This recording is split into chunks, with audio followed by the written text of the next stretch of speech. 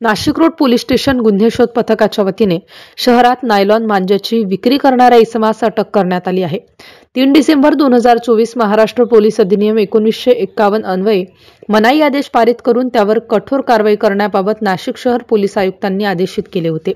Police उपायुक्त परिमंडळ 2 श्रीमती मोनिका राऊत, सहाय्यक पोलीस आयुक्त डॉक्टर सचिन बारी यांनी नाशिक रोड पोलीस ठाण्याचे वरिष्ठ पोलीस निरीक्षक अशोक गिरी आणि सह पोलीस निरीक्षक सूर्यवंशी आणि पोलीस उपनिरीक्षक संदीप पवार गुन्हे यांच्या मार्गदर्शनाखाली नाशिक रोड पोलीस ठाणे गुन्हे शोध पथकास सदर कारवाई करण्याबाबत आदेश दिले होते। त्यानुसार सिन्नर फाटा मार्केट यार्ड येथे एक इसम नायलॉन मांजा विक्री करण्याकरिता येणार असल्याची गुप्त माहिती पोलिसांना प्राप्त झाली होती। त्यानुसार पोलिसांनी केलेल्या कारवाईत सदर इसमाकडे वेगवेगळ्या रंगाचे एकूण 97 नायलॉन मांजाचे गट्टू आढळून आले। या प्रकरणी पकडण्यात आलेल्या आरोपीचे नाव देवेंद्र गोविंद शिरसाट असे असून सदर आरोपीस तपासकामी ताब्यात घेऊन त्याच्यावर नाशिक रोड पोलीस ठाणे येथे गुन्हा रजिस्टर नंबर 657/2024 भारतीय न्याय संहिता कलम 223 सह पर्यावरण संरक्षण अधिनियम कलम 135 प्रमाणे गुन्हा दाखल करण्यात आला आहे।